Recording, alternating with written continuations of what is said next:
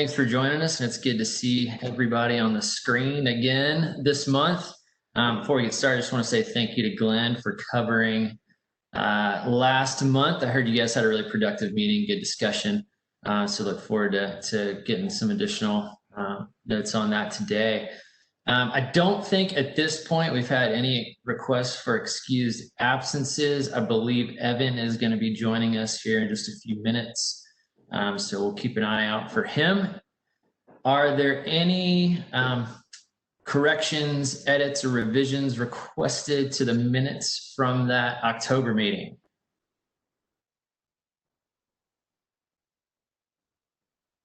All right, I'm not seeing any right now. So do we have a motion to approve the minutes for the October meeting? So moved. All right, second? Second. Sounds good. All in favor? Aye. All right, that appears unanimous. Approval of the minutes from the October meeting. And Wayne, I'm going to turn it over to you now to give us your updates. Very good. Thank you, Mr. Chair. Got a few updates related to staffing. First, I would like to announce that Ms. Claudia Graham's term expires this month, and unfortunately, she has decided not to seek another term. So I would just like to, on behalf of staff, express our great appreciation for all the feedback, input, great questions you have given us over your term. You've definitely brought us perspective. Yeah, please let's everybody unmute. I'd like to everybody have a round of applause for Ms. Graham. She's been an excellent commissioner. I miss your input. And I will say you've brought an important and unique perspective to us. So please know, even after you are no longer on the commission, as we are preparing presentations, I will continue to ask our staff, what would Claudia ask, to make sure that those bases are covered. So thank you for your service. We very much appreciate it. Yeah, Ms. Graham, I would like to add that I really did appreciate your insight and thoughtful questions as well. It was always thought-provoking for me. Really, really good perspective, and you will be missed. Absolutely, absolutely. Thank you, everyone. Other updates on staff. I would like to announce that we are making some reorganizations to the Stormwater Management Division that will take place effective in January of 2021. I'll give some brief highlights of the changes that we're making. The first change is that Veronica High, who is our Stormwater Administrator over infrastructure, will be taking another position newly created within the Engineering Services Department as a Program Controls Manager. So this is a new position to emphasize project delivery, program delivery. She'll be working on standardizing our project manager training, our project manager processes, our e-builder tool standardization, which is a construction management, project management software package that Stormwater has been piloting on behalf of the city. And this is a new group and a new position that we're creating to emphasize that delivery moving forward. She will report directly to the Assistant Director, Blair Hinkle, but still at this point remain in the Stormwater Division because we are piloting the rollout of these new program controls processes. So we look forward to continuing to work with Veronica in her new role and new responsibility. As a result of that, we do have a gap now in the lead administrator position for infrastructure, and Dale Hyatt will be taking on that role. And in conjunction with that move, we are taking this opportunity to combine the drainage assistance program into the other aspects of our capital improvements infrastructure delivery program so that all of those project managers can coordinate more closely. The lines have become blurred between what a DA project and what is a CIP project. So we do believe that coordination between those groups will provide some efficiencies, better coordination of those groups. So I'm look forward to working with Dale in his new role as well. And third, Barbara Maranta is taking an engineering supervisory position that will be over our asset management group. And we are moving some resources related to our mapping, GIS, and field maintenance liaison positions to work under Barbara for better coordination, given our increased emphasis on asset management condition assessment. So look forward to Barbara, working with Barbara in her new role, and you'll hear a little bit more from her about that new role and all it entails in one of the presentations today. So if anyone has any questions about those changes, please let me know. But I do believe that this will reflect increased emphasis on some key areas that we're really looking to improve as the Stormwater Management Division grows.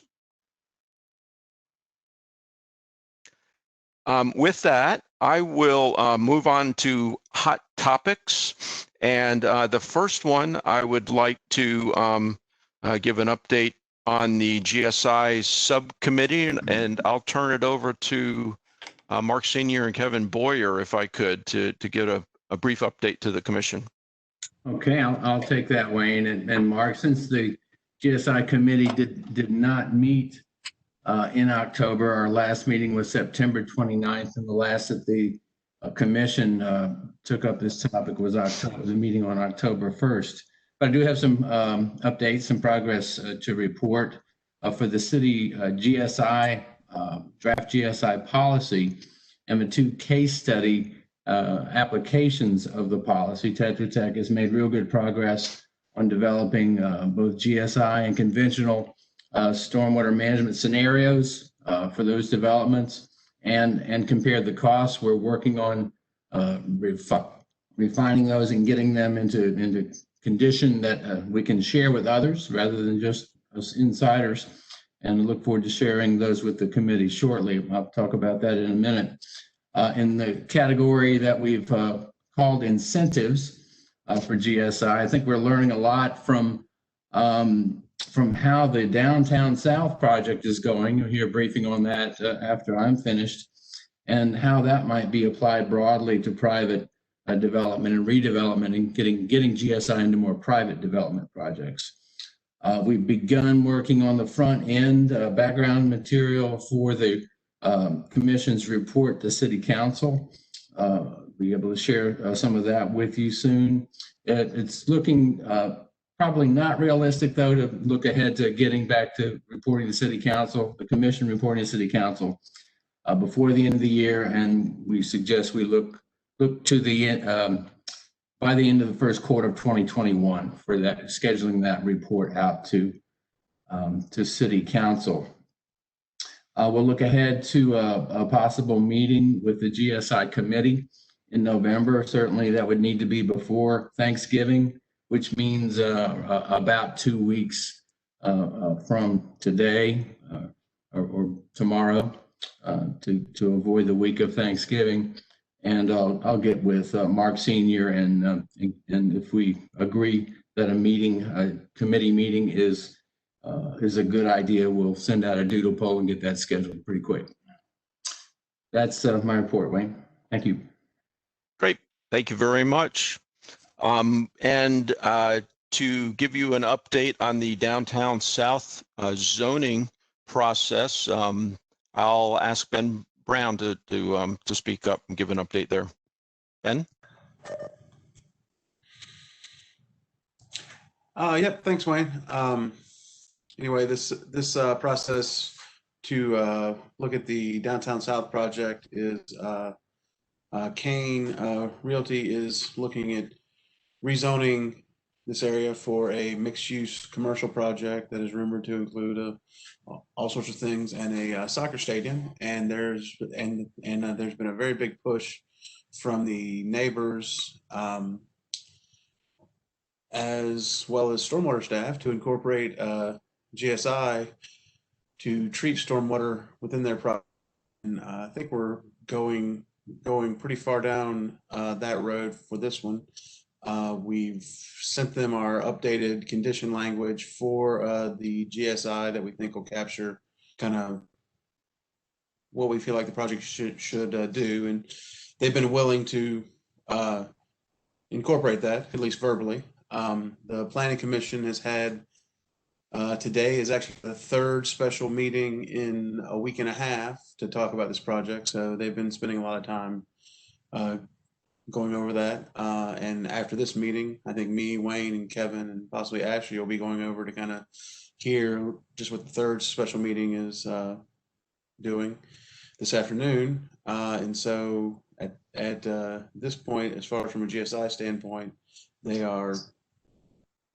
staff feels that they're in a pretty good place. There are some other issues with the downstream flooding analysis that the applicant is doing, which we are waiting on a finalized copy of that.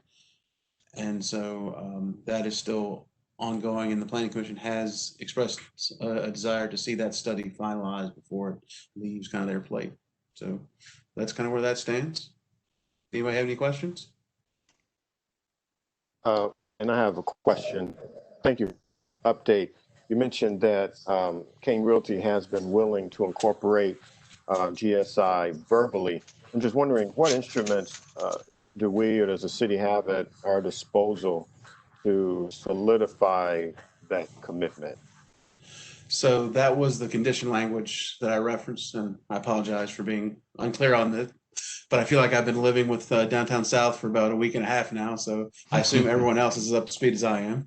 But yeah, the condition that staff crafted with the help of our GSI consultant, Tetra Tech, and pushed back to the applicant as of yesterday should cover that commitment, because the applicant proposed some language, but we didn't feel it captured enough of the spirit of it to make sure they were truly doing a volume matching. And one of the points that they did verbally agree to in our meeting, and that we made very clear in our condition that we sent back to them yesterday, was the fact that even if the soils are bad for GSI, they will find some other way to kind of use that water and keep it on site. So that was one thing that we wanted to make sure that we made clear. So. Yeah, I think that's an important point of clarification. Thanks for asking. So far the conversations have been verbal, but certainly that written condition as a part of the rezoning process is the best way to document and uphold that commitment. And the other one, Ben mentioned the downstream study. There was a condition proposed related to what that downtown assessment would look like. And then another one that I've seen a draft on, Ben, and correct me if I'm wrong, but I think this one said basically they will adhere to the proposed floodplain regulation changes, even if those changes have not been officially adopted by the time that their permitting process begins. Yes, that is correct. So they have committed to adhere to the floodplain ordinance change language that the commission approved earlier this year. Right, which basically says no new structures in the floodplain. Yep. Any more questions? Quick question. I think this is pretty small potatoes compared to the other.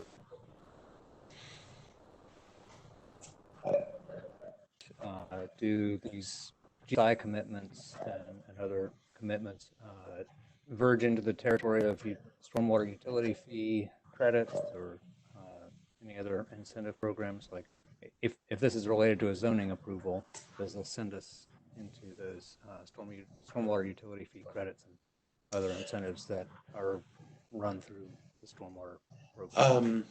Once the zoning conditions are applied to this case and approved by council, then that is basically the ordinance just requirements. So they wouldn't meet the above and beyond condition for like a utility fee credit at that point.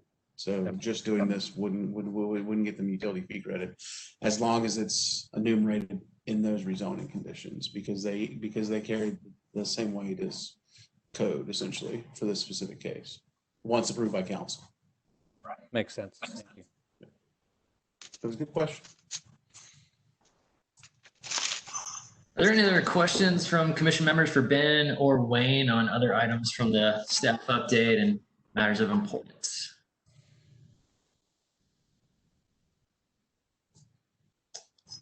All right, I don't think I see any other questions. Wayne and Ben, thanks guys. Appreciate your insight and input on that. Thank you. Thank you. And we have nothing else. There are no notices prior to construction to report this month. All right, that sounds good. Well, I think then Justin Harcum, are you ready to give us the Raleigh Rainwater Rewards projects? Yes, thanks, Jonathan. Good afternoon, everyone. I have 4 projects that I'm bringing before the commission today. Based on the delegated authority from City Council to the commission, the commission can review all projects requesting less than $30,000 in reimbursement.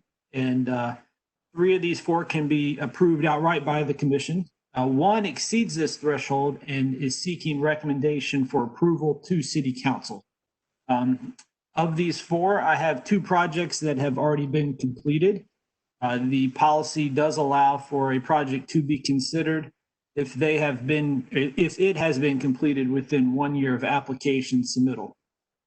So with that being said, 4 projects to go through, a long way to go and a short time to get there. So next slide, please. All right, we'll start with a green roof. It's at the Smoky Hollow development off Peace Street, also known as the Publix grocery store. It's a mixed-use development I'm sure y'all are familiar with. It's in the Pigeon House Branch watershed, eligible for 90% reimbursement, and a little over 2,000 square foot green roof. Next slide, please. This is the overall property photo provided by the applicant. Next slide, please. And here's a zoomed in photo or 2 photos of the actual green roof that has been completed. You'll see the overflow structures are those black boxes shown in the right photo. And we move on to the next slide. A little bit more detail on the green roof itself. It's 6 inches of media. They have these prefab overflow outlets, which I pointed out in the last slide, which are located in the bottom right photo of this slide.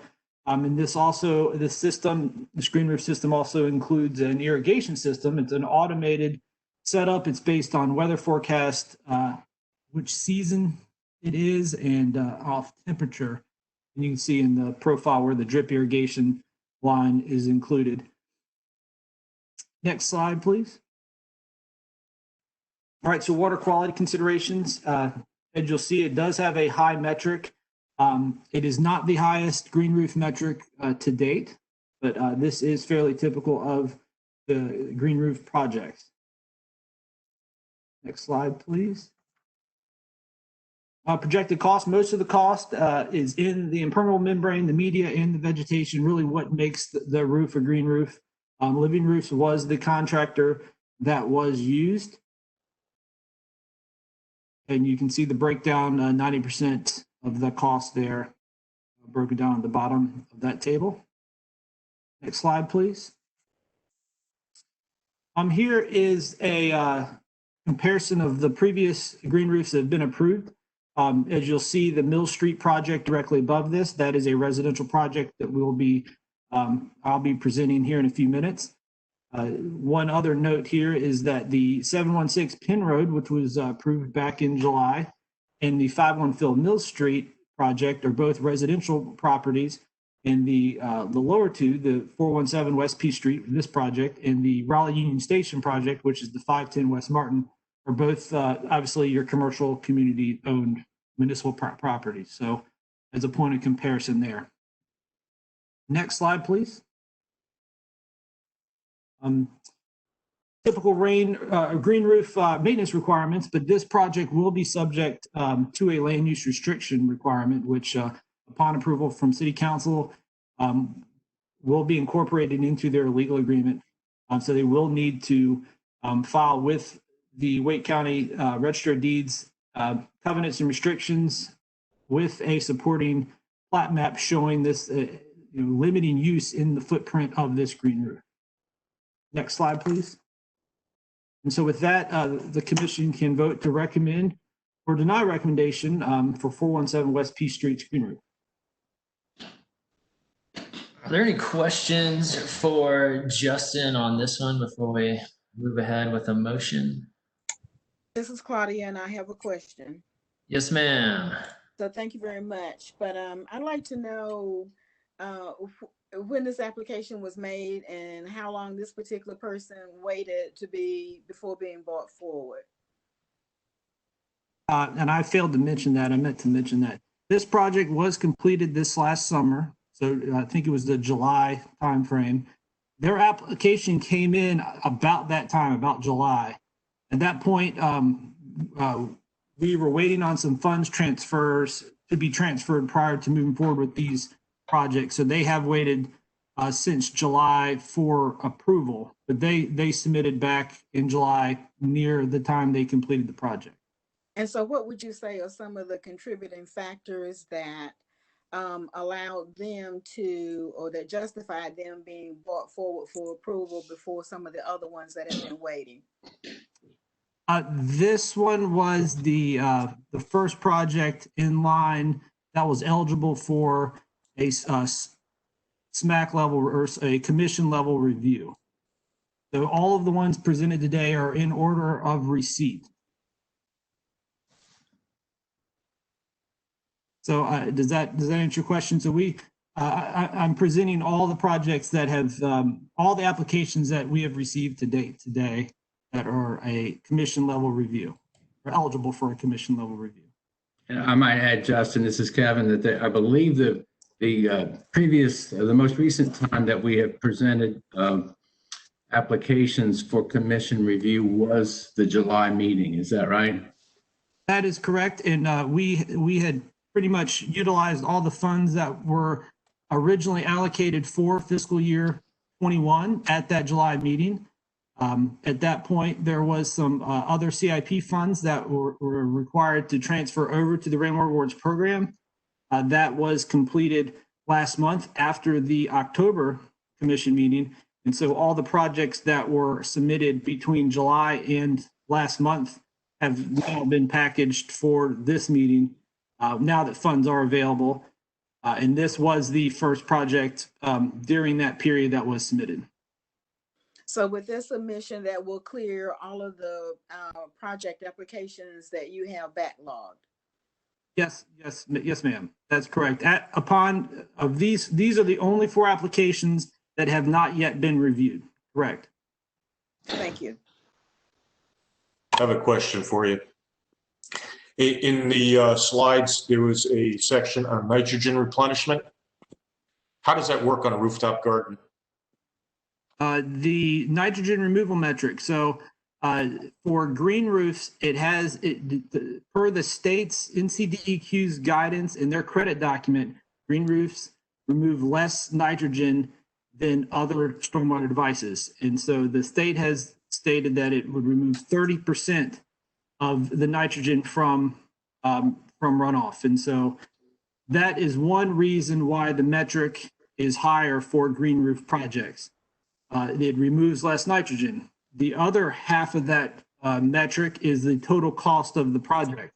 Green roofs are typically more expensive than other project types we support.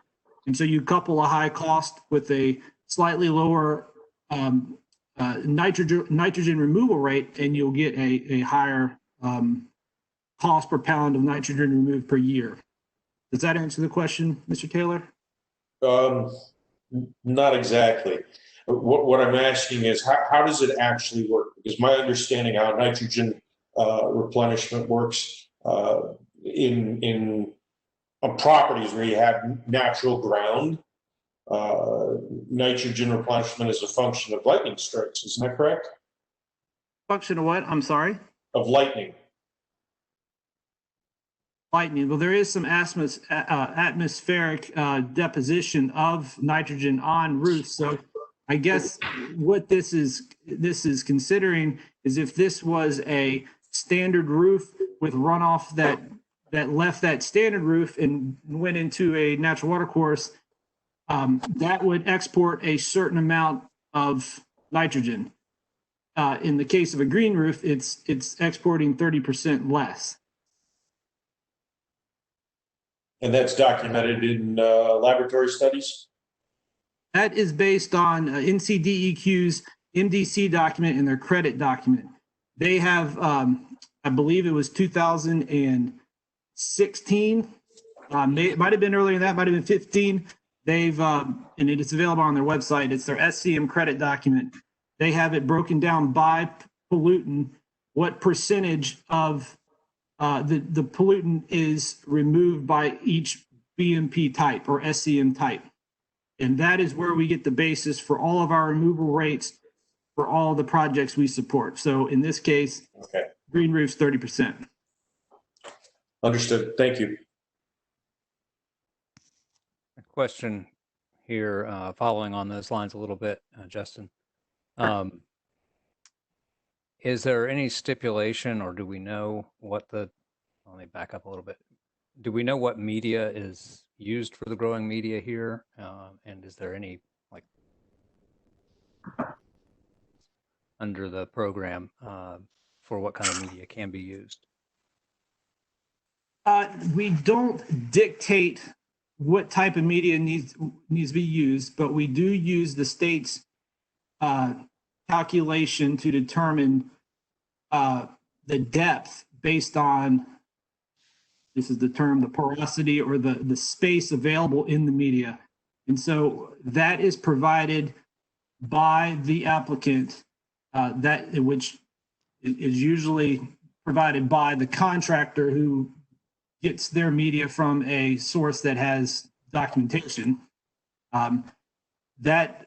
That number is then used to determine if their media depth is enough to handle a 1-inch rain event. For instance, this one is sitting around 40% porosity or void in the media, and that allows the 1-inch rain event to be stored in the media. And if I'm not mistaken, if my memory serves me right, this one was even claiming that it would hold more than a 1-inch rain event, but we only built our calculations off the 1-inch rain event.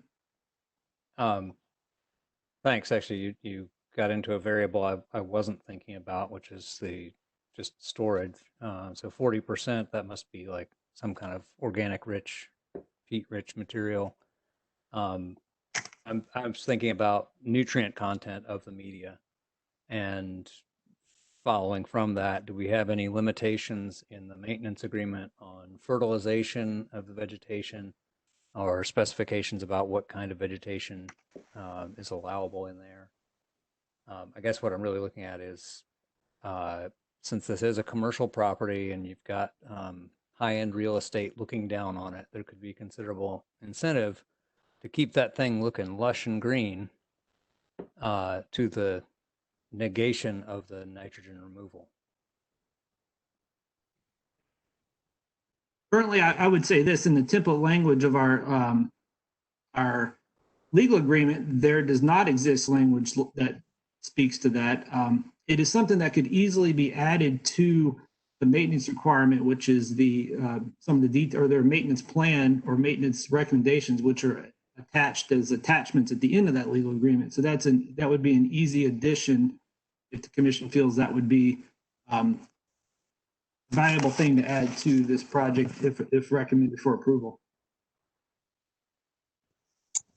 Yeah, I think Kevin makes a good point on that. And then my experience with the green roofs is, they were originally designed to to provide stormwater storage and nutrient removal. And they typically specified some sort of like an expanded slate or other media that was low in nutrients. But if we don't have that in Raleigh's standards for approving these things, then yeah, they can kind of use any media they want, which, you know, as Evan pointed out, could lead towards something that doesn't remove nutrients the way the model devices and all the numbers that the state has come with would reflect. Well, I'm looking through the paper file here from the application, and the applicant did supply a green roof media analysis from Penn State, which breaks down everything from density, pH to organic measurements. I'm more than happy to share that in some way, or answer any pointed questions as well about that. Does it have an NPK analysis, something like that? And I ask these questions not knowing what the right answer is. I mean, we certainly want to make sure that vegetation does grow on the green roof so that it is effective. And I could imagine there is a certain fertilization or refertilization rate that might be appropriate to maintain a well-performing green roof. But I don't know what those specifications are. Maybe the DEQ design manual speaks to that in some way. Top of my head, the design manual speaks to the pore volume, that porosity, and not necessarily to that organic percentage. They have a,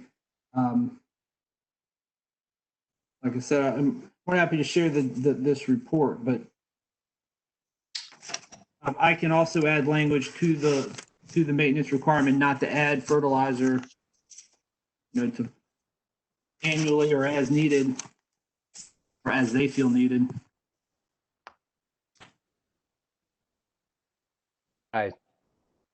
Like I said, I wouldn't want to hamstring the project by making it impossible for vegetation to grow and do its job there, but maybe there is a stipulation that can be worth including.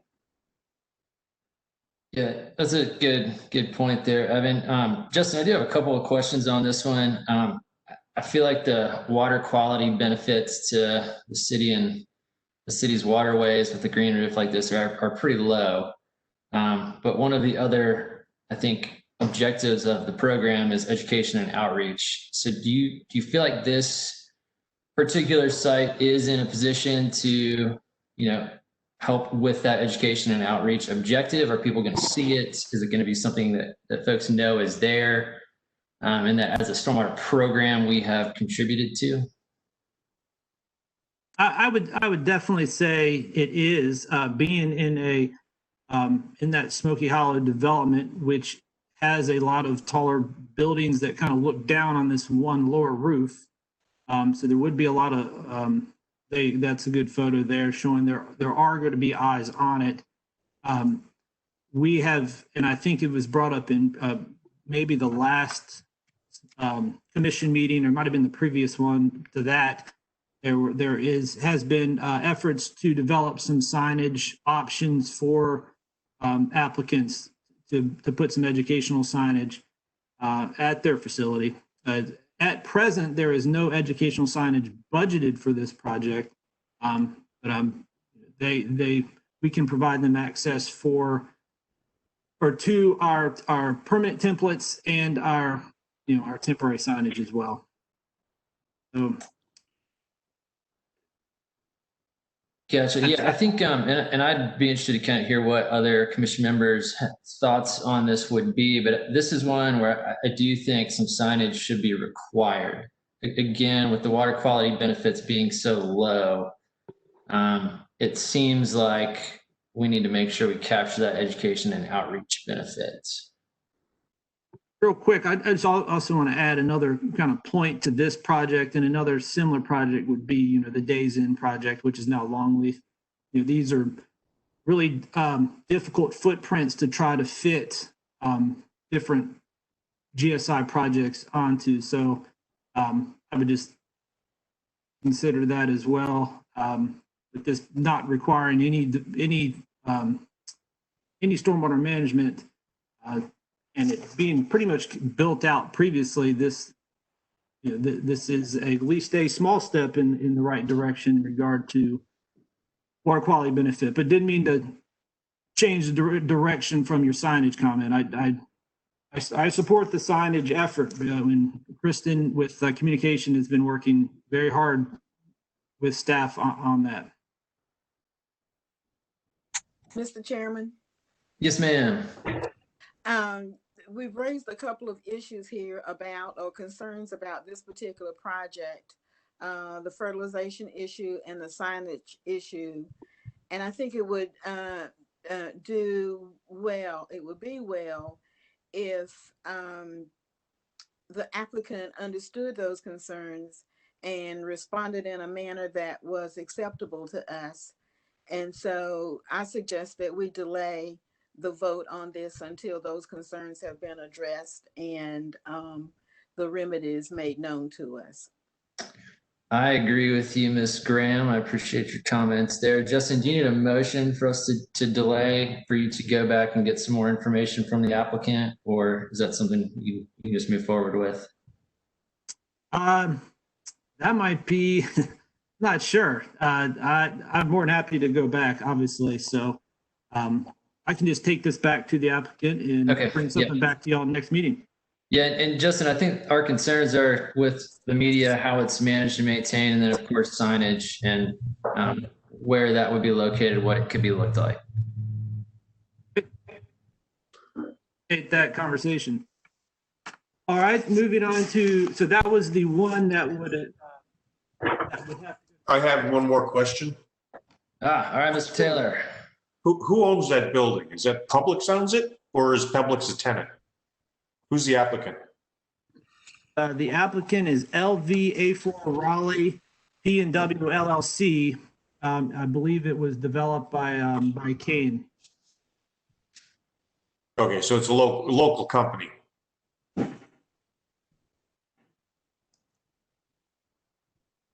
Can't hear you, Justin. Oh, I'm sorry. It was developed by Kane Realty.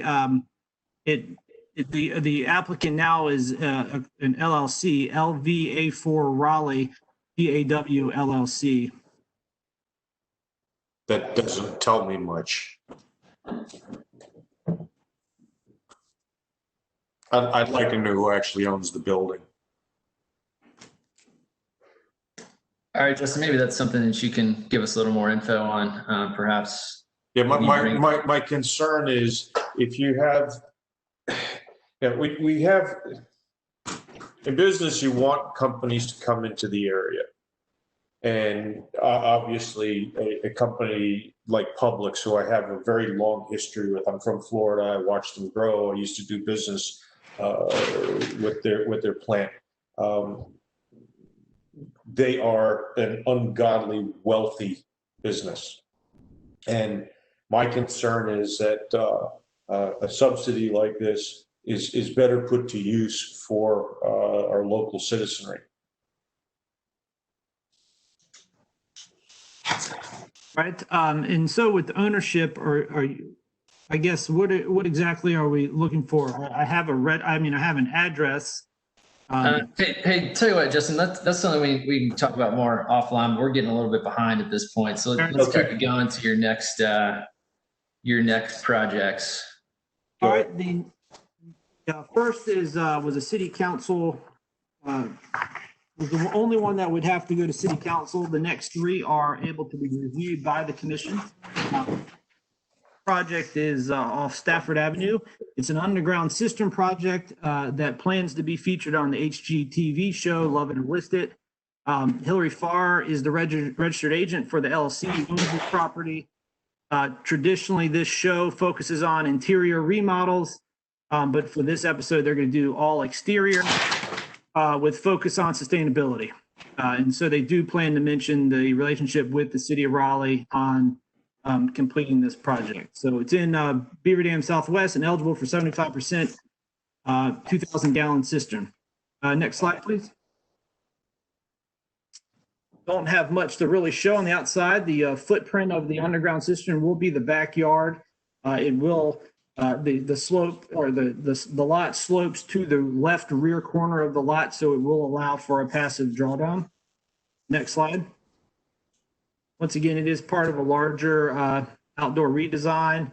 We'll direct all the runoff from the house and from the shed to the underground cistern, and the passive drawdown will maintain a 1,200 gallon water quality capacity. Next slide. You can see the water quality considerations there. It is a little high, but it is within the range of what has been approved for underground cisterns in the past. Next slide. Here's your price breakdown. Nothing really unusual here. You see the 75% request there at the bottom of the table. Next slide. Here's comparison of all other underground cistern projects. Once again, it is a little higher than the mean, but is right between two projects that have been approved over the last couple of years. Next slide. Pretty much routine maintenance. It'll be a 10-year maintenance requirement for this project. And next slide. Are there any questions with 2502 Stafford Avenue? So this is Claudia, and I have a question for you, Justin, or either for you, Wayne. And I'm sorry I don't have my materials here with me, and I could answer this question myself. But the projects that we're hearing presented by Justin, and the ones that we would have heard coming from Dale, are they coming from the same bucket of money? No, ma'am, they are not.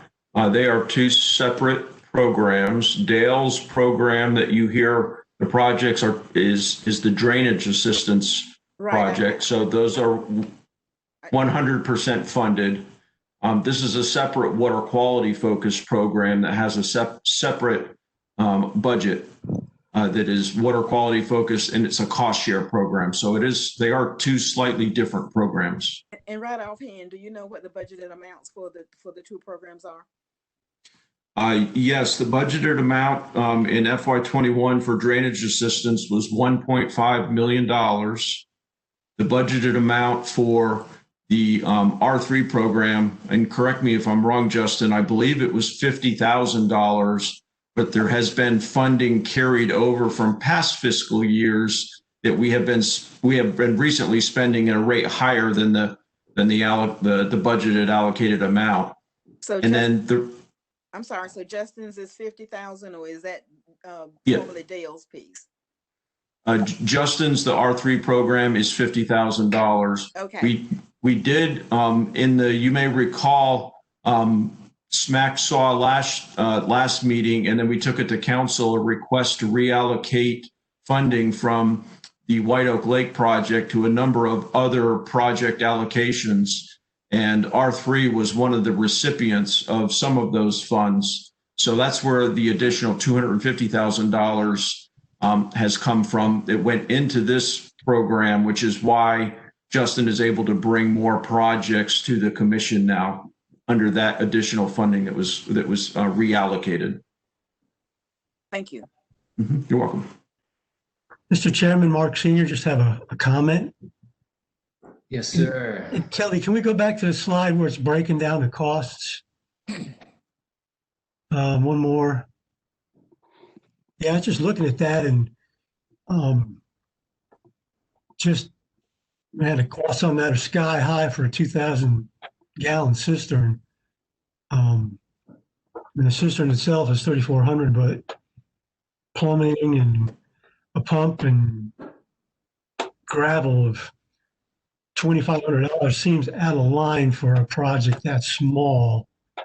I'm not sure how to deal with that because we don't have any real limitations within the program that says what stuff should cost, but that's giving me a little bit of heartburn to see that kind of money for a 2,000 gallon cistern.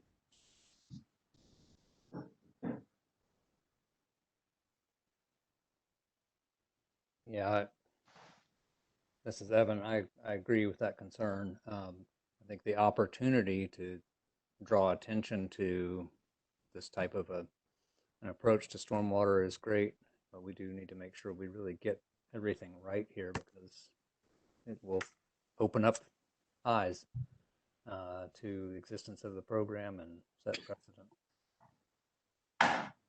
One other thing to add, this applicant did get 2 other bids that did exceed. Okay, well, it makes me feel better, Justin, just knowing that.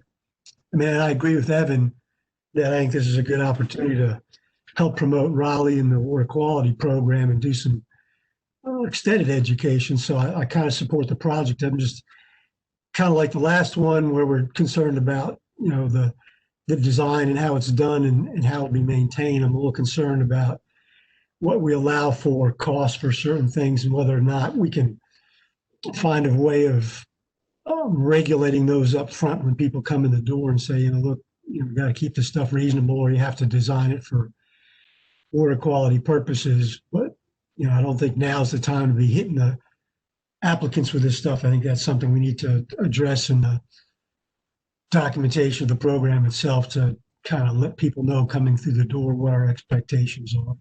Is this an underground or an above ground cistern? I think it's underground, right? Yes, sir. Man, the costs are going to be higher for that, but still, that's way up there.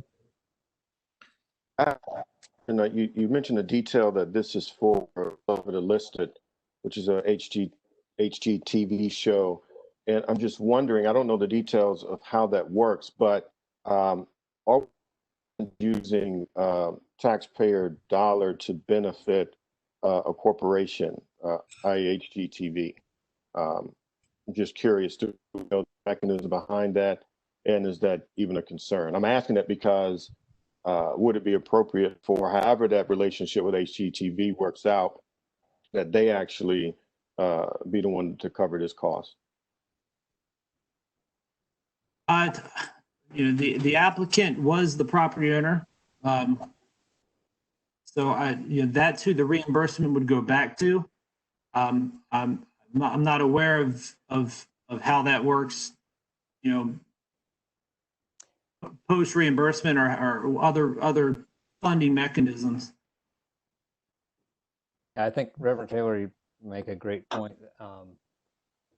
And we are not privy to the obligations and arrangements between the property owner and HGTV. So actually, as appealing as that sounds, we kind of have to, and one approach to it is to put it out of our minds.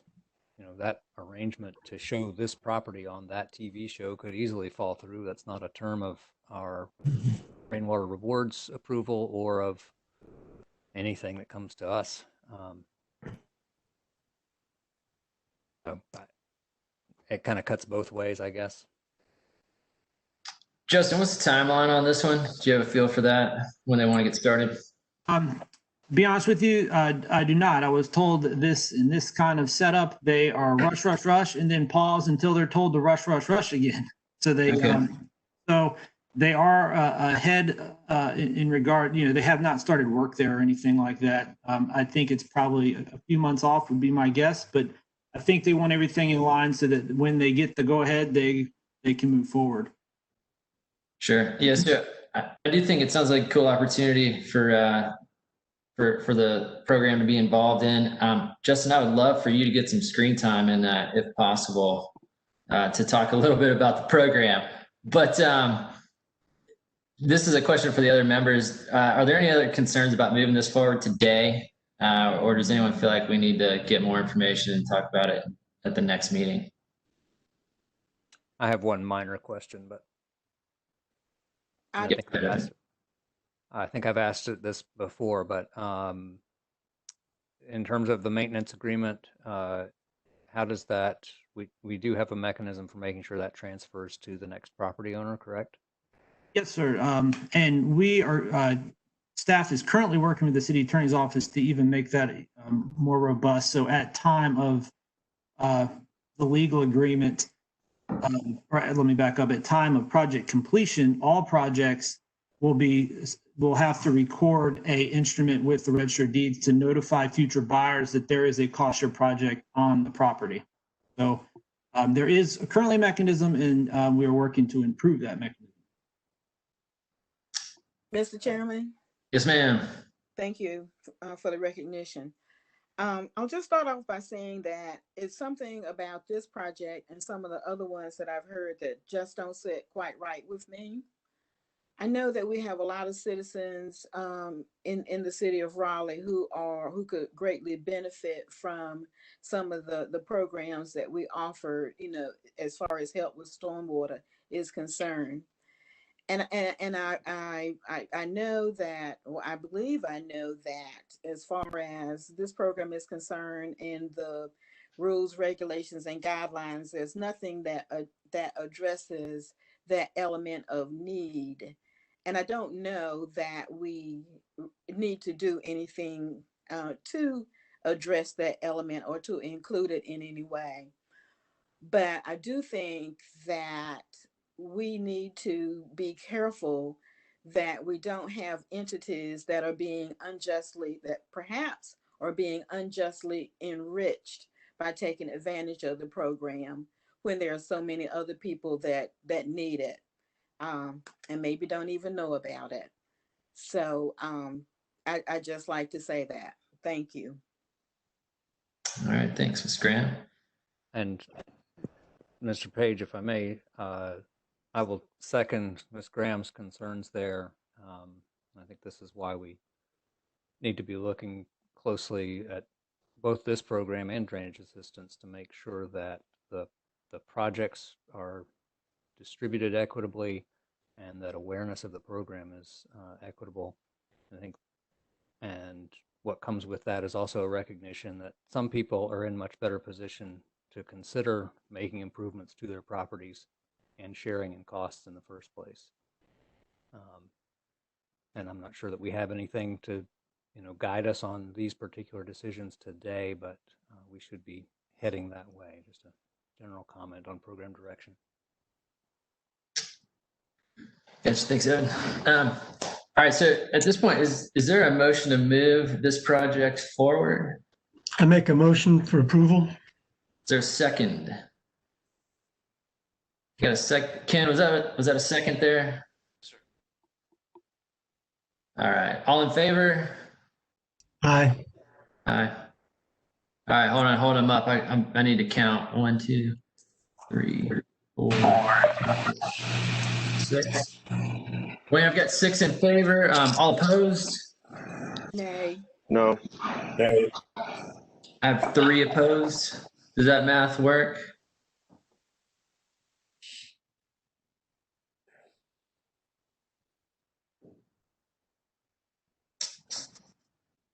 All right, Wayne, did you get that? I just want to confirm. Yes, that sounds correct. I have 9 members listed as present. Gotcha. All right, thanks, Justin. Let's move on to your next one, please. All right, next project is the third project we received over the last couple of months was it's 515 Mill Street. It is another green roof. This is on a residential property. They have capped their reimbursement at 72%, which will allows for commission review, and the approval does not trigger the land use restriction in this case. 1,500 square foot green roof residential property. Next slide, please. It is a demo of an old home built on the lot. They're currently going through the permitting process, and they have incorporated a green roof into their construction drawing and plans. Very similar profile as the first green roof, 6 inches of media with a drip irrigation system. Slide, please. We've probably already touched on the metric, and we'll get to it again in the comparison slide. Next slide, please. Here is your cost breakdown with the stormwater contribution broken out at the bottom. Next slide.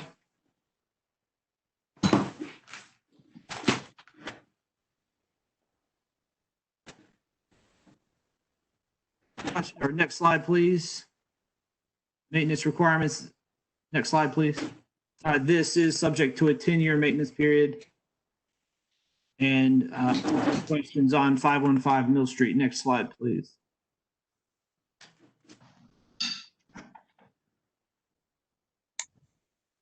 This is Mark. Can we go back to the breakdown of the cost slide?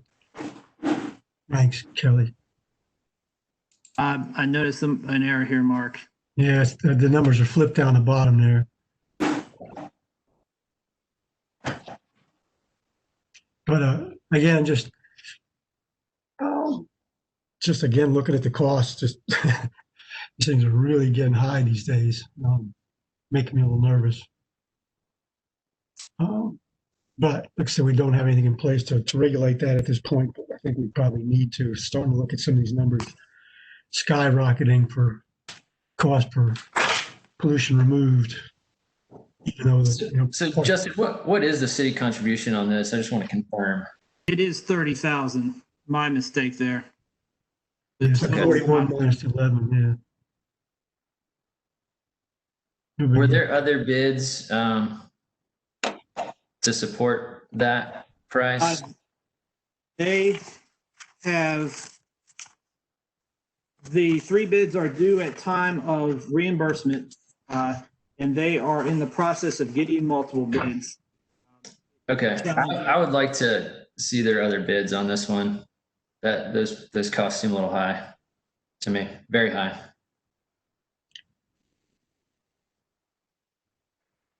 Any other questions from members of the commission? I have a comment. Yeah, go ahead. Just so everybody on the board is aware, planting costs for construction have skyrocketed across the board. There is a shortage of labor. There is a shortage of plants. I'm actually doing a project on my own here on my property where we brought plants in from New Jersey because they just aren't available in the area. And not that they're special. I'm building a pollinator garden, so I need flowering plants. Can't get them. And if you want to get them locally, the local supplier has to source them out of state and truck them in. So it's not unusual that these types of projects are going, that the costs are going to be unusually high. Gotcha. Thanks, Glenn. Yeah, Justin, if you could, I think at this point, I'd like to see some additional estimates on the cost there and bring it back to us. Yeah, I would support that as well, just to get a better feel. Having the bids will give us a much better idea whether that's a realistic number or whether they just overestimated. Yeah, that'd be good. All right, Justin, you got one more? Yes, sir. Last one. This is 109 North King Charles Road. This was completed last November. The application came in last month, eligible for 75% reimbursement. It's a eco-raster permeable paver driveway. Functionally, it's identical to permeable pavers, except the surface is not paver bricks. It's a plastic matrix with clean wash stone on the surface. Next slide, please. 1,400 square foot footprint. You know, what these systems look very much like the permeable paver systems, excavated down 8-inch, gravel profile depth. They have pretty good infiltration rate on site, so they don't require an underdrain. In addition to the footprint, they've also have about 700 square foot of additional roof runoff from the house directed to the system. In addition, one kind of strange item about this project, or strange characteristic about this project, is that a carport is covering about 1/3 of this footprint, but all of the downspouts from the carport are directed to the EcoRaster system, which I'll show. So if you show next slide, Kelly, see how this is during construction, and that's the EcoRaster system on top of the storage profile. Next slide, please. And then that is finished product. Next slide, please. That's a full shot of the system, and you can see the a carport with the downspouts. Next slide, please. See the downspouts directed to the actual EcoRaster system. Next slide. Really good nitrogen metric. This is primarily due to the fact that there's no underdrain system, and so all of the water directed to the system is being does infiltrate into the ground. Next slide.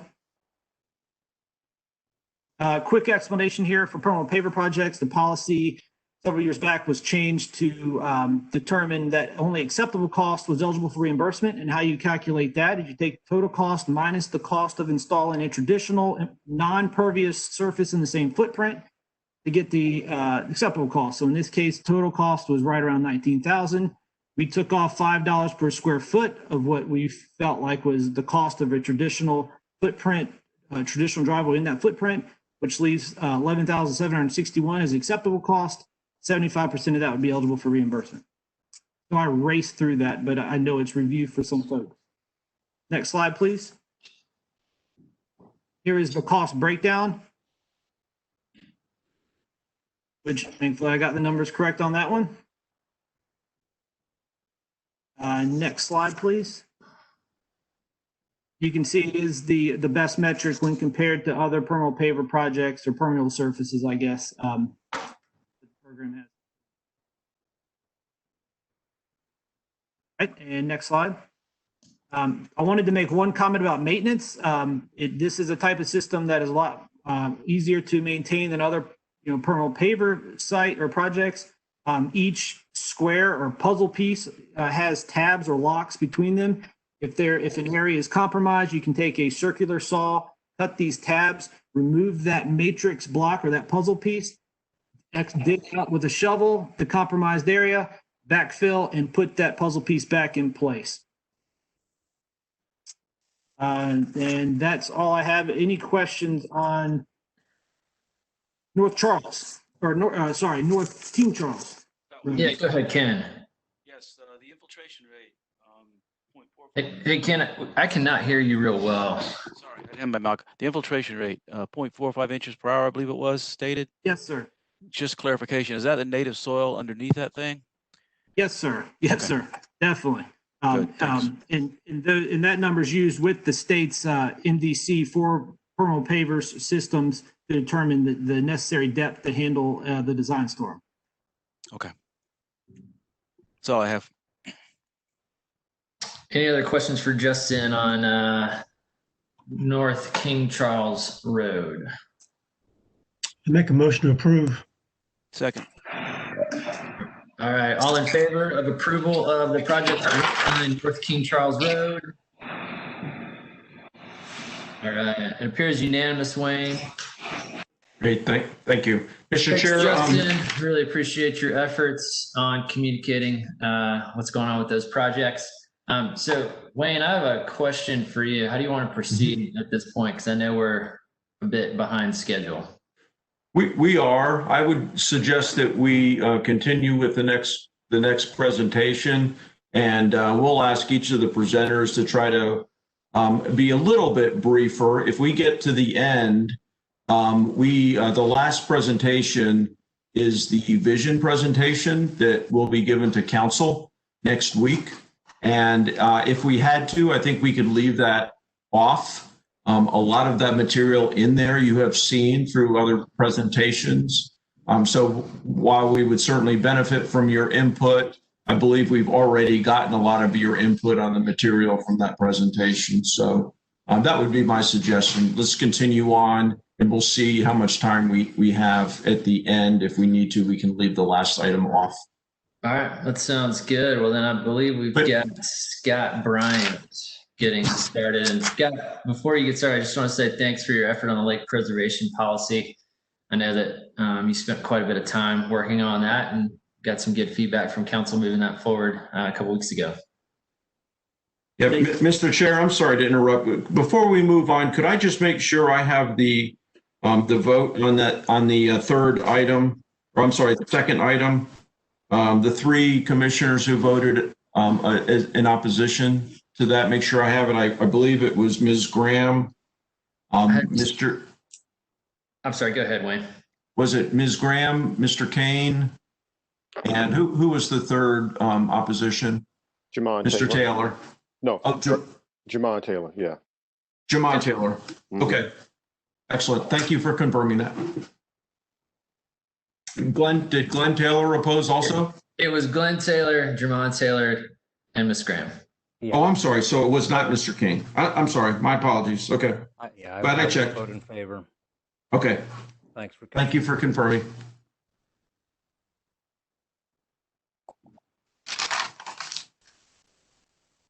All right, Scott, are you ready? Yes, Jonathan, thank you. Good afternoon, everyone. And thank you all for the support with the lake policy revisions. Those were well received by council. Thanks for all of your thoughtful input to that. We think we've maintained the benefits of the program. It's been in place since 1994 and added additional benefits that really fit today's context and going forward. So thanks, Jonathan, and thanks, Commission, for all the support with that one. Today, we continue to be thankful for the commissions, city councils, and the community support for the stormwater utility. The stormwater utility and the utility fee provides the resources, the financial resources for all of the programs and services and projects that are beneficial for the community, including that bioretention area there at the Rose Garden that you see on our title slide. It's my pleasure to introduce our Raftellus team today. They've been selected based upon qualifications for our financial, level of service, and benchmarking rate study. And so we're going to share some highlights from their early work with you. And that's also going to lead us into a very early discussion of options for FY22, fiscal year 22, which will be July 1st of next year. So we're already thinking about that. And you'll get a chance to see those options today. And then we'll take your feedback going forward. Our budgets this year, we anticipate being submitted sometime in the February timeframe. And then Wayne will provide a presentation to council in the March timeframe. So there's ample opportunity to go forth from this meeting to receive your feedback, and we welcome and desire that. So let's proceed to the next slide, Kelly.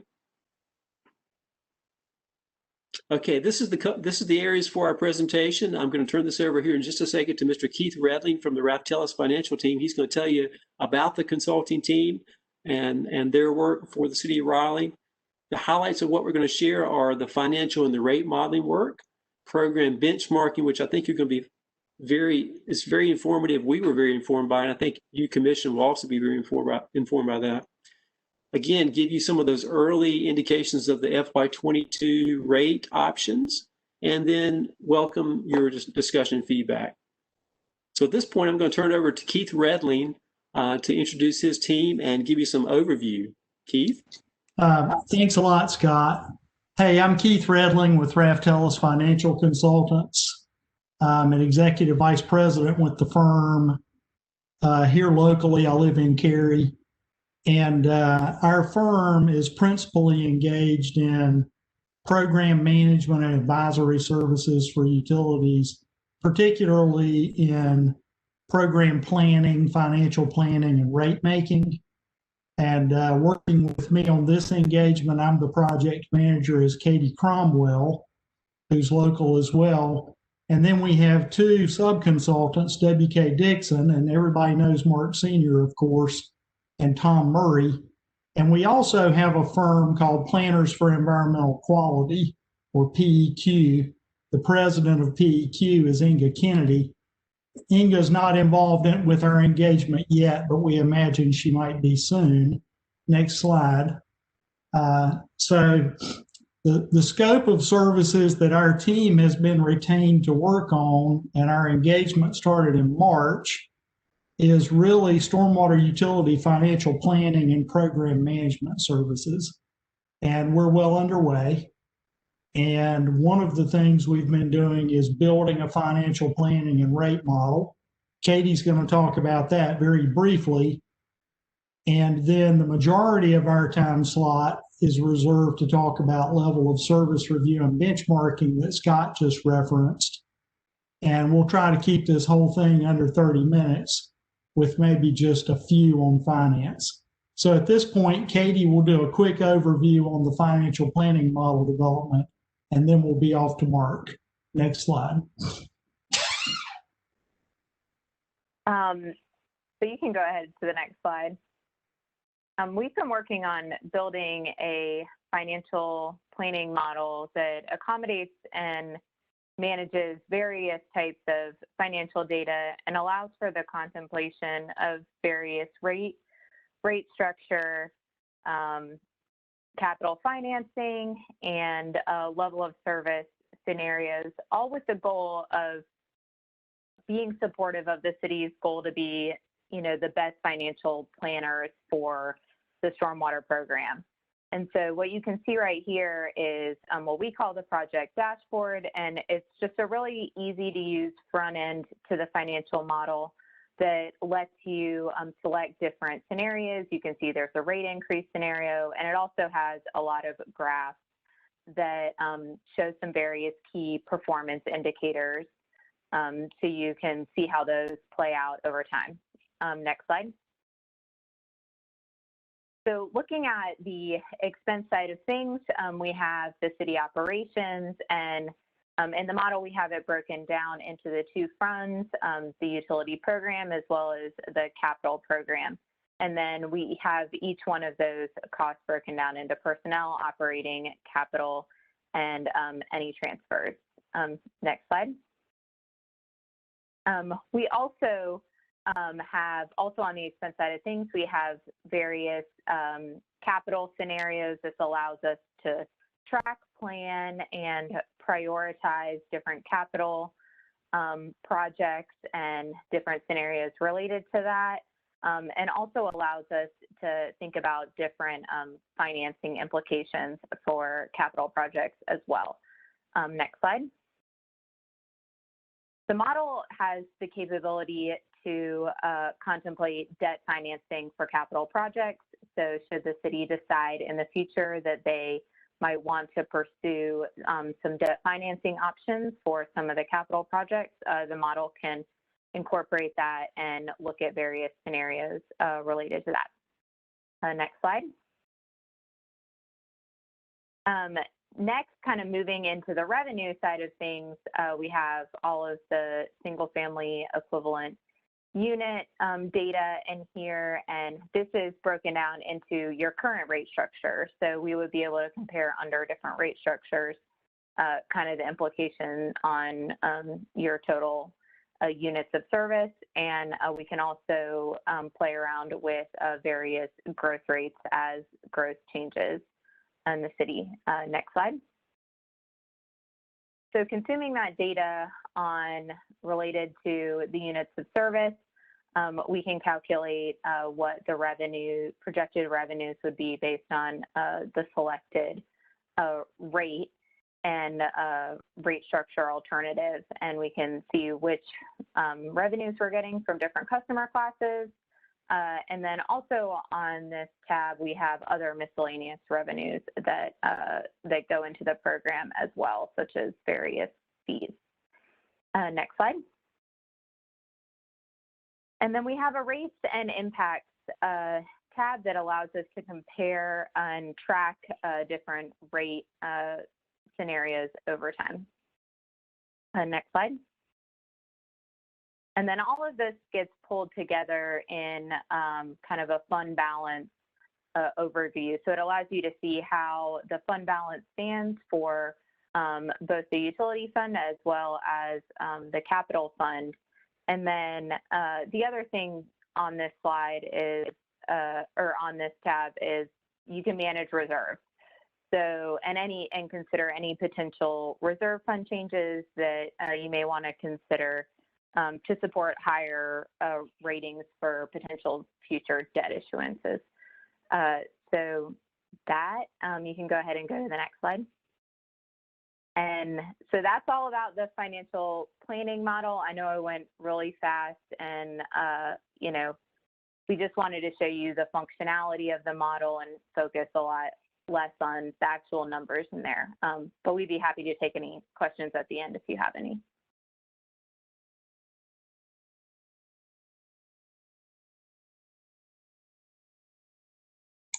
All right, I'm going to take it over from there, and I'm going to put on my W.K. Dixon hat, get away from being a stormwater utility person for SMAC member for a second.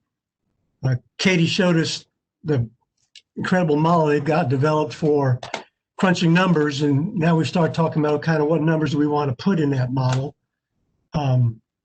So saw a lot of numbers. I'm going to show some pretty pictures here for a minute, give you guys a break. Next slide. So what our role was to take a look at Raleigh's stormwater utility level of service, see how that stacks up, and then look at the level of service to some other communities. If you look across the top here, we've got Raleigh compared to Charlotte, Mecklenburg County, Greenville, North Carolina, Nashville, Davidson County in Tennessee, Austin, Texas. So we looked at a couple of the communities in North Carolina and then some capital cities outside of Raleigh. And down the left-hand side, what we've got is a list of all the different program elements or services that Raleigh offers under its capital improvement project. And as you can see, that's a pretty long list. Next slide. So if you look at the top row, again, we've got Raleigh, Charlotte, Mecklenburg. If you may know, they've got two different utility programs, but they're kind of merged in CharMec. So it's kind of one entity. They just different operations, but they handle kind of stormwater as one entity. Greenville's a single entity. Nashville is kind of a metropolitan area. They combined with the county. And then Austin is a competing city for a lot of projects around here in terms of bringing in different kinds of businesses. And we originally looked at Richmond as well, another capital city. But if you look down the bottom, we have a row labeled combined sewer systems. And we found out that Richmond has a combined sewer system that's about 50% of the community. And that combined system, which is a combined sanitary sewer and stormwater, those systems are under federal requirements to deal with their water pollution as a result from having a combined system. That really drives their program and it influences what they do to a great extent. And we didn't feel like it was representative of what a typical stormwater program's like. And want to note that Nashville also has some combined sewers, but it's only 2% of their area. So it really didn't influence their numbers as much. So we kept them in it. Next slide. So I think the first thing we identified working through that benchmarking exercise is that if you look at Raleigh's program, it's got a lot of different elements to their program, a lot of different services that it provides. And then if you look at the dots on these, what the dots represent is if there's no dot, then that community does not offer that service or that program element.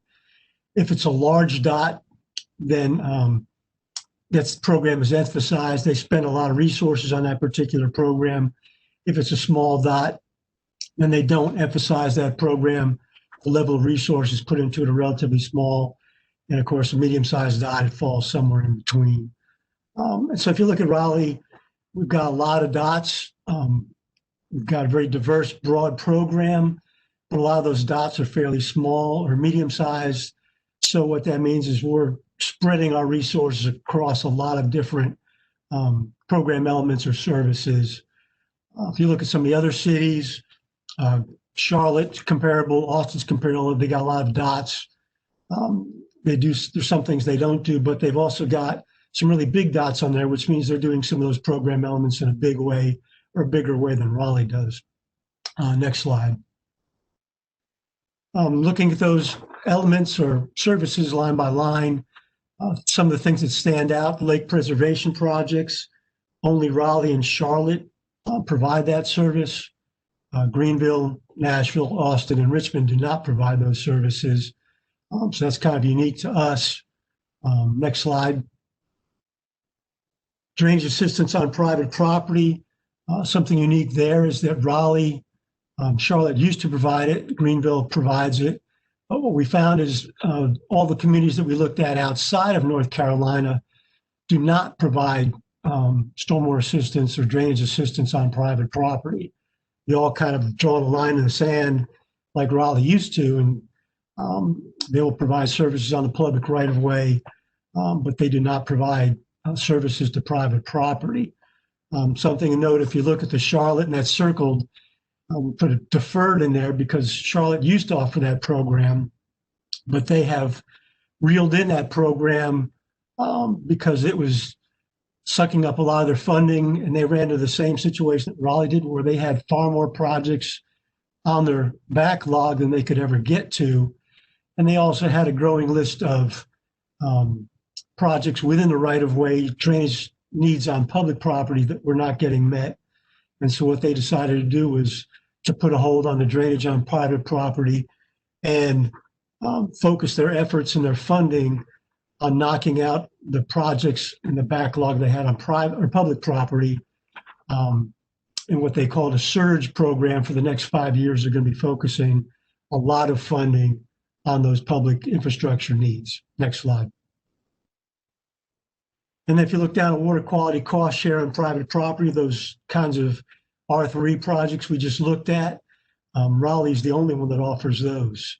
None of the other cities did, although a few of the cities offer a credit program. If you install a water quality project on private property, you're eligible for a reduction in your stormwater utility fee. Small peanuts compared to what we saw we're paying out to private individuals to put water quality projects on their own property, but worth mentioning. Next slide. Something I wanted to note is that for asset management, system repair and rehab projects, this is kind of a sustainability program. And everybody recognizes it's out there. It's kind of like the elephant in the room. Everybody knows it's there, but everybody's kind of scared to approach it because we know how much money it's going to consume. As you can see in that line, most of those are small dots. Charlotte's got a medium dot. This program is in its infancy for most of the communities. Greenville has taken a hard look at it, and the number they saw for sustainability for their program, making sure that they can maintain and upkeep their drainage infrastructure, is a real big number. So that's something we're going to have to deal with. And hopefully today, maybe the next meeting, the city's got another consultant looking just at that item, what that asset management program might look like and what the costs are. And so we'll get a little bit better feel for that. Next slide. So now we've got, we looked at what other communities are doing, what their levels of services look like. So now we kind of take a quick look. We're back to numbers as, okay, what numbers and what costs are associated with those levels of service. Again, we're looking at those same communities. Next slide. And now left-hand slide, we're looking at the service area, the population in that service area, their total stormwater budget, their annual CFP budget. And we start looking at how much these different communities charge for residential properties, commercial properties, and what their budget is per capita. Next slide. So up top, take a quick look. Raleigh's about 147 square miles, population 474,000. And we're about 23 million, close to 24 million in our total CIP, our capital budget, total stormwater budget, but a CIP budget of about 7.5 million. Jump over to Charlotte, much bigger area, almost double the population, but their total stormwater utility budget is almost 3 times ours, and their CIP budget is much, much larger than Raleigh's. It jumps up from 7 million for Raleigh to 61 million for Charlotte, and that kind of reflects some of those big dots in their emphasis on fixing stuff in the public sector. Greenville, kind of comparable to Raleigh, smaller area, smaller population, and of course they've got a smaller budget, a smaller CIP budget, but percentage-wise are kind of comparable to Raleigh. Nashville, Davidson County metropolitan area, much larger area, but some of that's kind of rural. Population not quite double Raleigh's, and their budgets are a little bit more than Raleigh's. And so you kind of see the rural influence they have there, where their size is much bigger, but their budget and their population is not that bigger than Raleigh's. Looking at Austin, Texas, again, close to double the area, double the population, but again, their total stormwater budget and their CIP budgets are much larger than Raleigh's, close to 3 times, almost 4 times what Raleigh's got. And so how do those Charlottes and Alliston do that? Next slide. And the way they do that is their fees are, monthly fees are much higher than Raleigh's. If you look at Raleigh's fee there, we're at $5.50 a month for a 3,000 square foot residential. And what we did for this analysis is we settled on 3,000 square foot as a benchmark, because that's what the North Carolina or the UNC School of Government used to compare stormwater utilities across the state and across the country. And so that's kind of a good metric to work off with, so we can compare these numbers with those numbers with the UNC. So back, Raleigh's at $5.50 a month for a 3,000 square foot, and we're looking at this time on a quarter acre lot. Charlotte's $13 a month, almost $14 a month. Greenville's at close to $11 a month. Nashville, Davidson Metro is at $6 a month. And Austin, Texas, again, close to double at $9 a month. And we'll talk about them a little bit more in depth. Next slide. And then we look at single family on a 20,000 square foot lot. And the reason we threw that in there is because not everybody sets their fees the same way that Raleigh does. A lot of communities have multiple tiers for residential. Some don't. When we looked at this, the numbers are same for Raleigh, Charlotte, Greenville, Nashville, Davidson Metro. When you get to Austin, suddenly when you have that same 3,000 square foot on a quarter acre lot or 20,000 square feet, suddenly their fee drops down, and it's because they provide a discount under their system for lower percentage of imperviouses on bigger lots. They don't have a tiered system. Everybody pays the same rate. It's a function of how much impervious surface you have, what percentage of impervious is on your lot, and then some other factors thrown in to account for just maintenance fees and other things. Next slide. And so what makes that interesting, if you look down at their numbers, again, for a 3,000 square feet on a quarter acre lot, they're charging $9 a month. If you put that same 1,000 square feet on a residential lot that's a half an acre, 2,000 square feet, suddenly that number drops down to $6 a month. So you get a discount for having a small amount of impervious on a larger lot. If you go down to the next two numbers down there, that's non-single family. They calculate it the same way. So if you've got 3,000 square feet of impervious on a quarter acre lot, you're saying that paying that same $9 per month that the residential does. But if you have more traditional commercial development, where you have, say, 3,000 square feet on 3,300 square foot lot, or 90% impervious, that cost jumps up to $23 a month is what you're going to be paying for that same 3,000 square feet. It's just on a much smaller, high intensity use lot. And so that's how their revenues get bumped up quite a bit. If you've got an urban area and you've got a system that charges you based on how much impervious you have and the size of your lot, they rake in a lot more fees that way. Next slide. And so a good way of benchmarking, looking across communities, is your stormwater budget per capita, how much revenue you're generating per person in a year.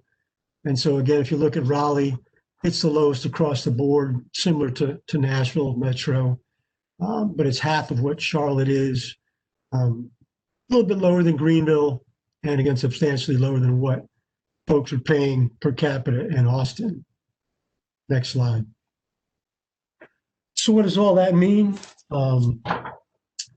Basically, you're looking at what kind of program do you want to have, what kind of level of service, what kinds of services do you want to provide, and how do you want to fund that?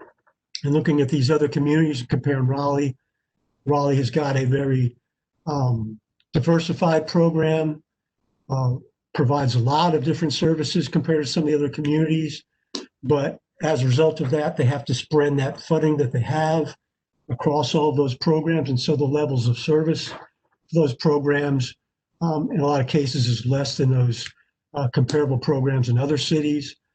And the way you can deal with that is if you want to bump up a level of service, you don't want to raise your fee, then you have to move that money from one program, one service to another. And so you either have to cut back on what services you provide, or you're going to have to increase your revenue somehow to increase those levels of service for the same number of programs. And what we've seen in looking at Raleigh, and we saw today, talking about the water quality cost share, where we've got more programs there than we've been able to budget for. Same thing for the drainage assistance on private property. We've got a backlog of projects there, and we don't have adequate funding to do all of those.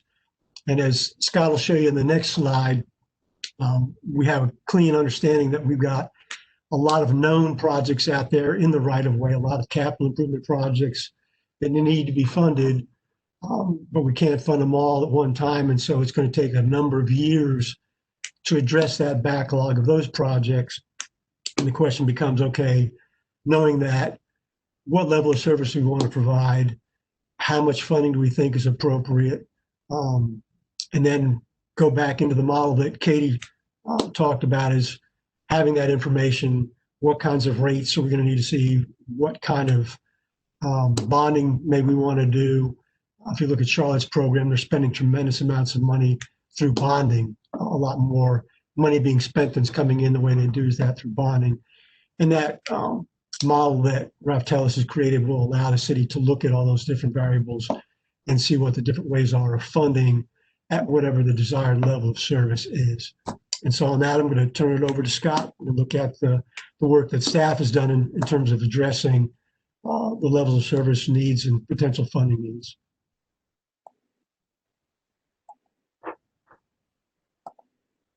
Thank you, Mark. Thank you, Mark, Katie, and Keith. Great job. Kelly, if we could move to the next slide. Okay, this is an early preview of FY22. You'll recall the chart is very similar to what we prepared last year. It has been updated based on your recent feedback of priorities for the stormwater program, and you'll see those reflected here. But let me get you oriented to this. Right across the top there, we're preparing our plan for FY22, assuming no rate change. So that's the first column in yellow there on the left. It says base LOS plan, base level of service, no rate changes. The single family equivalent unit that Mark just spoke of would remain at $5.50.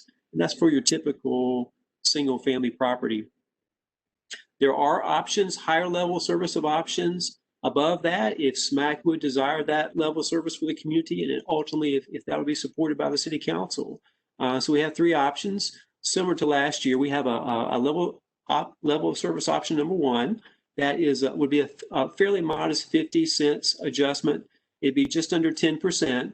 We want to be cognizant of the percentage rate there, because our commercial customers, or more appropriately our non-residential customers, pay at the percentage, whereas the $5.50 is the average for the single family property.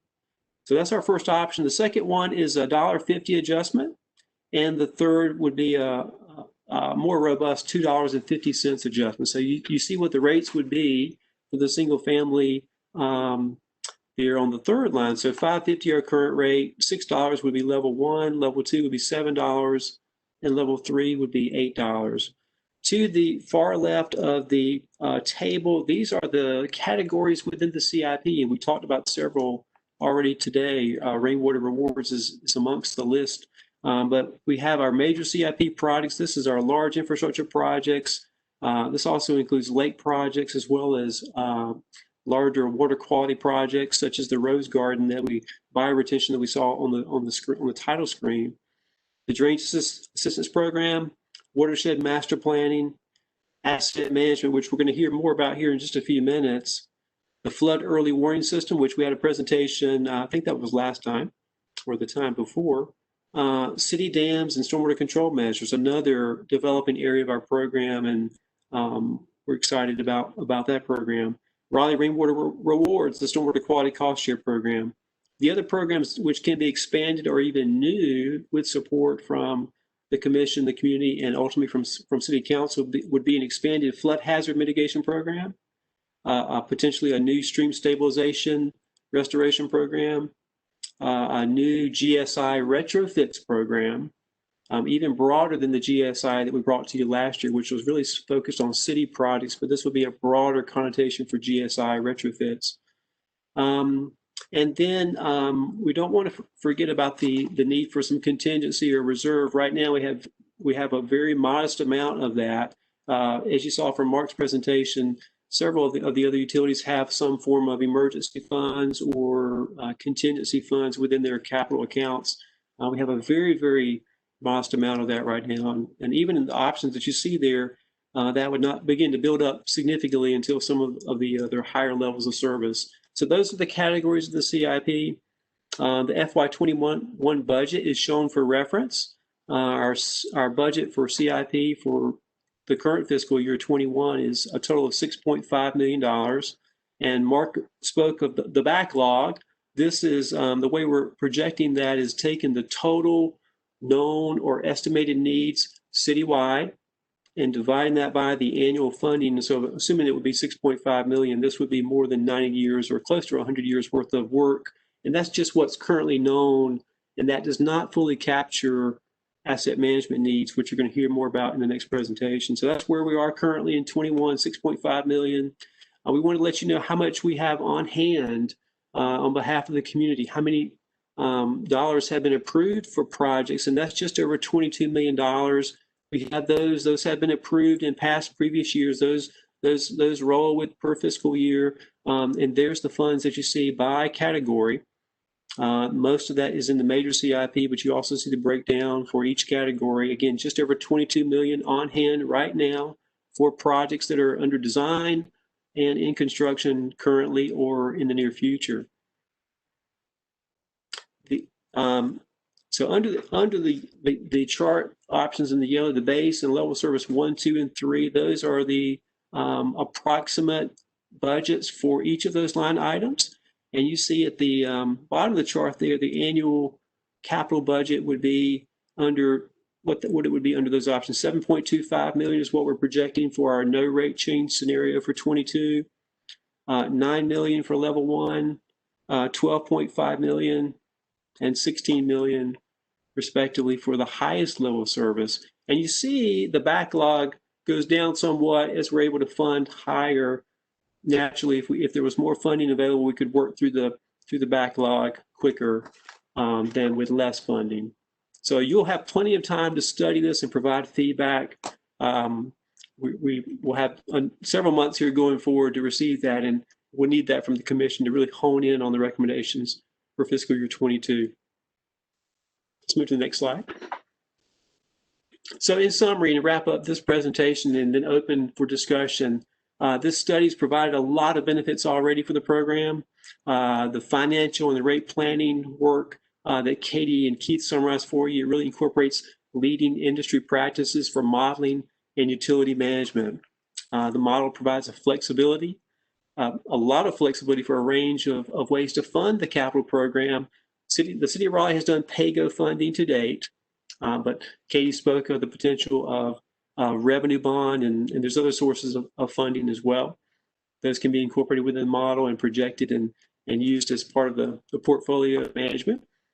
The benchmarking analysis that Mark described so well indicates a comprehensive range of our services. And I mentioned during one of our early calls a month or so ago, you all, when we first saw that, it's like we feel that there's a wide range of services. We're excited about that range of services. At the same time, we know that the resources are somewhat limited across that range of services. So that's something to be cognizant of and to continually prioritize our services for and with the community.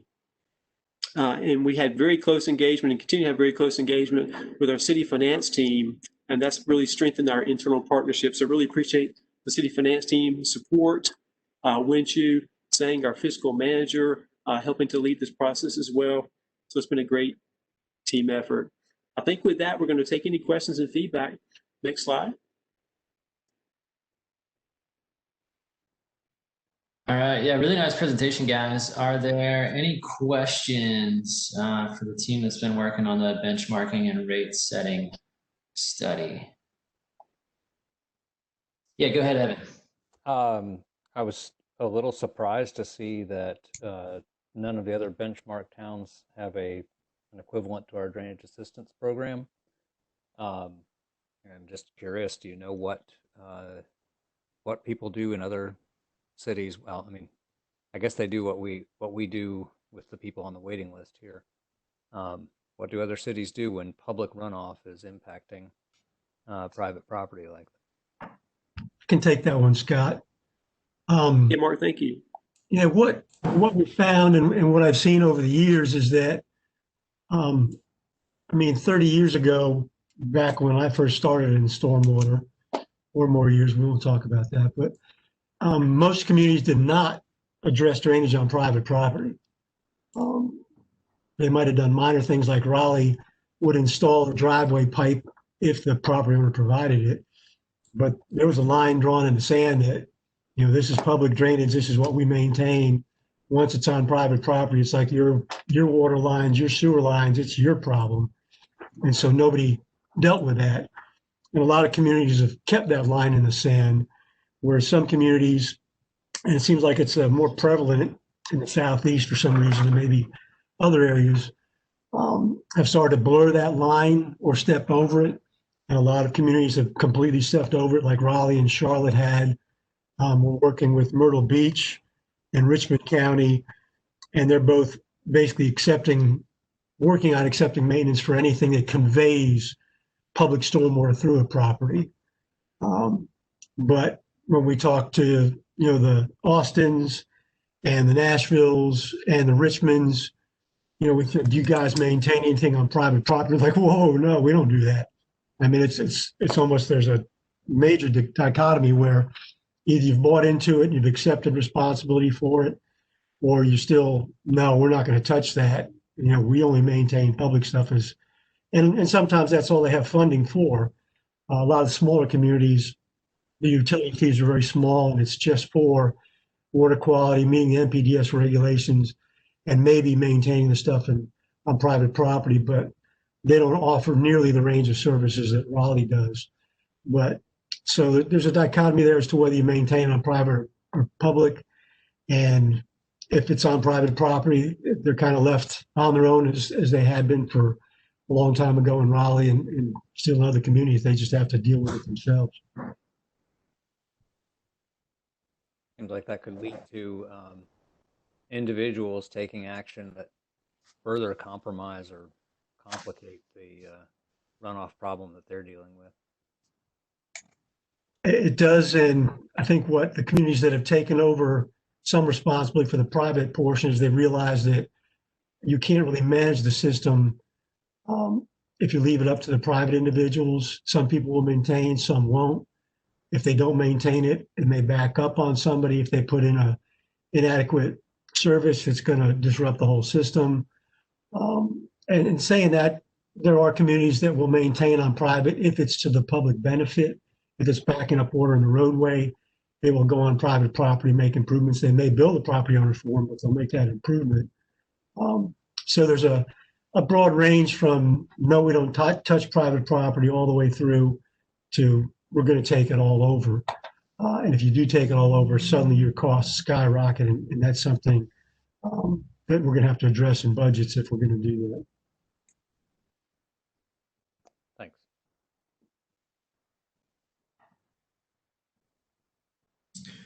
Any other questions? One other, if nobody else has one.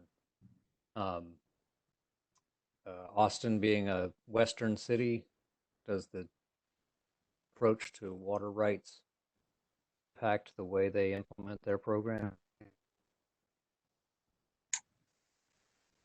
That's a good question, Evan. We really didn't get into that.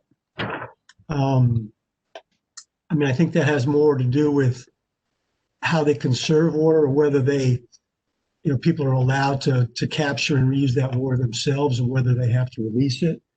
And I didn't get any indication in any of our conversations with Austin that really entered into their stormwater program.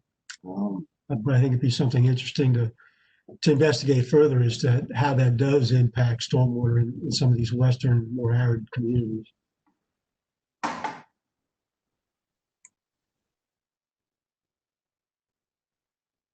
And Scott or Mark, I didn't really see, I don't think I saw a number for this, but I may have missed it. For each level of service option that was presented, do you have a feel, or do you know the number for sort of stormwater budget per capita? Sort of where does that move that metric based on the level of service option that goes forward? That's great feedback, Jonathan. We can compute those. We have not to date, but we can certainly bring that back as additional information. That's really a good reference point to have with those levels of service. We don't have that in the current slide, though. Yeah, that'd be good. I'd be really interested to see what that looks like and how each option moves that metric. Thank you. We'll certainly do that. All right. Any other questions on this topic? All right, I'm not seeing any other questions right now.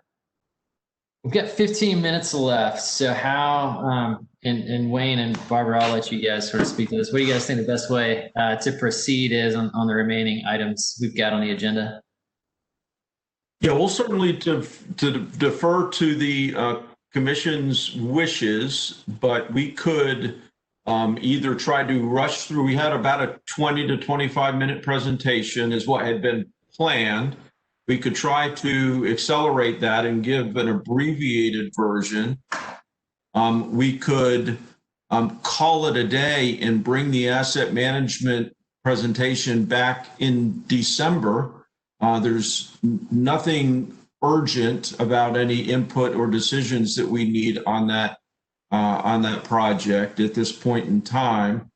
Or we could go over and give the whole presentation, but probably not finish until about 5:15. So I'll defer. We'll defer to the wishes of the commission on those three options. We're open to any of those. Gotcha. Thanks, Wayne. Yes, I think what I'd like to do, and welcome comments as well from the other members. If you can email us the presentation for what's going to go before council, sort of the stormwater visioning presentation. I think that'd be great. And that way we can take a look at it and we can send you written comments or feedback as needed. And then on the linear asset management study, I'd like to just move that to December. We'll cover the full presentation then. I think rather than try to rush through it now. Yeah, this is Mark. That's my thought as well. I think that's a really important subject for this group to look at because that's, like I said, the elephant in the room that I think the numbers are going to be shocking when we talk about what expense that could add to the program. And I think we need to get a full understanding of that and give the presenter full time to go ahead and cover that. That works great for us. I will send out the draft vision presentation immediately after the meeting for folks to take a look at, and certainly welcome any feedback. The vision presentation to council is scheduled for a special meeting workshop work session next week on Tuesday, starting at 4 o'clock. So any feedback that you could give me before then would be welcomed and appreciated. That sounds good. Thanks, Wayne. So have you received any public comments so far today or prior to this meeting that could be shared or need to be shared? I have, there's a few private chats, just some comments. I have not received any public chats or questions or other emails. I'll ask Kelly, Daniel, Kelly, have you seen any emails coming into the stormwater management email address either during the meeting or prior to?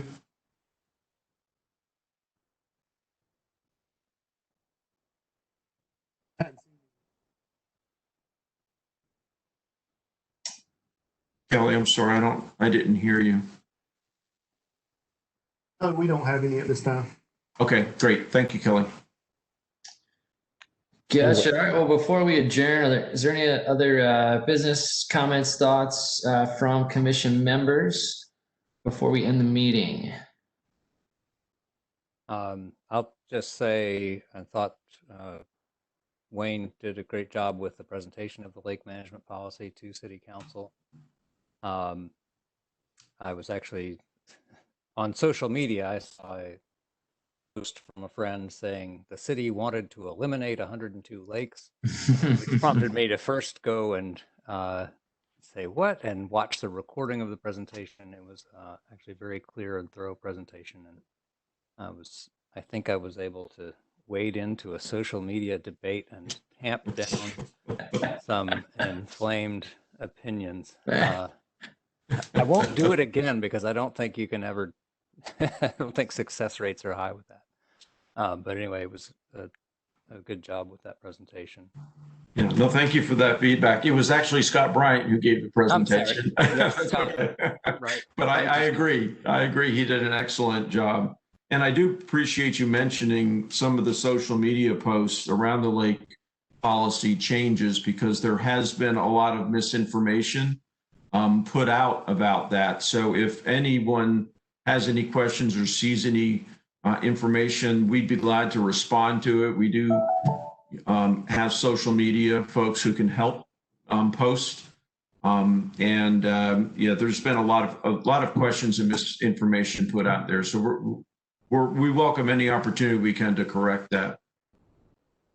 I was actually surprised there's nobody here to speak or comment based on that recent experience. And this is Mark. I just want to take another opportunity to thank Ms. Graham for her services. I'm sorely going to miss her. It's been a pleasure working with her on this committee, and I'm going to miss her insights and all the great questions she came up with. Hopefully she'll follow along and shoot those questions out, even if she's not on the commission, but you'll be truly missed. Thank you, and you can depend on me to shoot those questions out. To continue.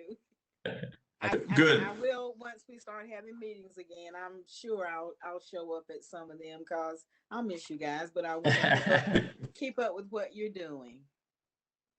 Well, thank you. And on that note, if I might just add a brief note, thank you very much as well. As I said earlier, there has not been a formal nomination made by City Council to replace you yet, Ms. Graham. So in the meantime, you are certainly welcome to continue attending as a full commissioner, should you wish to, if until council officially replaces your position. So please continue to join us. We welcome your input in the interim period.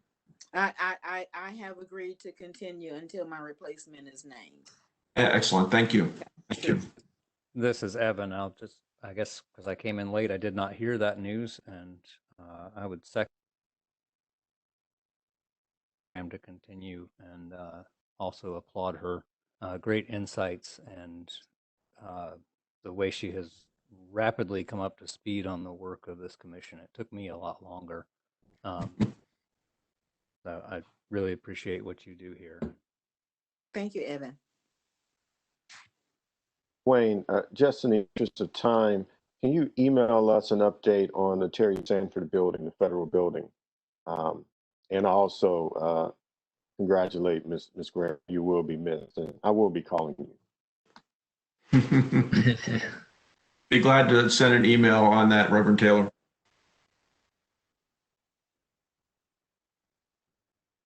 All right, sounds good. Anything else before we adjourn?